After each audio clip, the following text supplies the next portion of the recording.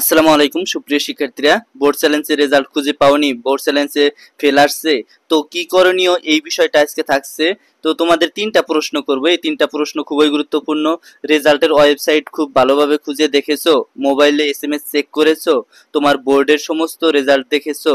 তো মূলত বোর্ড চ্যালেঞ্জে তোমার রেজাল্ট যদি ফেলও আসে, সেই বিষয় নিয়ে আজকে বিস্তারিত থাকছে। মূল টপিকে চলে যাব। যারা এখনো নতুন, অবশ্যই চ্যানেলটি সাবস্ক্রাইব করে পাশে থাকা বেল আইকনটি বাজিয়ে দাও।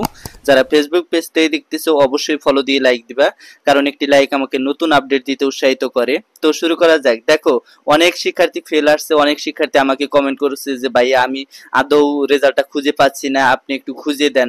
আসলে দেখো, তোমাদের তিনটা অপশন আছে, এই তিনটা অপশনের মাধ্যমে তোমরা কিন্তু রেজাল্টটা জানতে পারবা। এবং অনেকেই ফেল করেছে, অনেকেই পাস করেছে, অনেকেরই বোর্ড চ্যালেঞ্জে রেজাল্ট পরিবর্তন হয়েছে। তো দেখো, তোমাদের প্রথমে ওয়েবসাইটে প্রবেশ করতে হবে। ওয়েবসাইটে প্রবেশ করে, অর্থাৎ যে কোনো একটা সফটওয়্যারের মাধ্যমে, যেমন বিডি এক্সাম রেজাল্ট, এটা লিখে সার্চ দিয়ে ওই সফটওয়্যারটা নামাইলা। নামানোর পরে দেখা গেল ওখানে রোল নাম্বার, রেজিস্ট্রেশন নাম্বার দিয়ে খুঁজে দেখলা তোমার রেজাল্ট আসেনি। তখন দেখা যায় যে তোমার মোবাইল যে আছে, যে নাম্বার দিয়ে তুমি এসএমএস করেছিলা, সেই নাম্বারটা চেক দিবা, অর্থাৎ সেই মোবাইলটা চেক দিবা যে এসএমএস আসছে কিনা।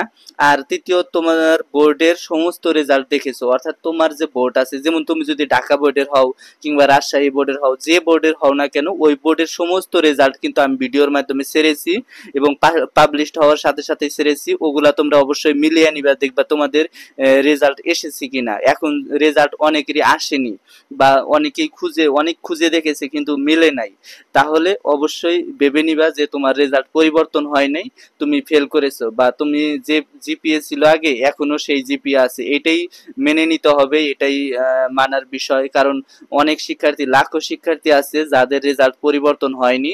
এবারে দেখা গেছে ওইবার কিন্তু অনেক শিক্ষার্থী রেজাল্ট পরিবর্তন হয়েছিল, এবারও হয়েছে, কিন্তু ওই রকম যে আহামরি অনেক রেজাল্ট পরিবর্তন হওয়া এরকম কিন্তু নয়।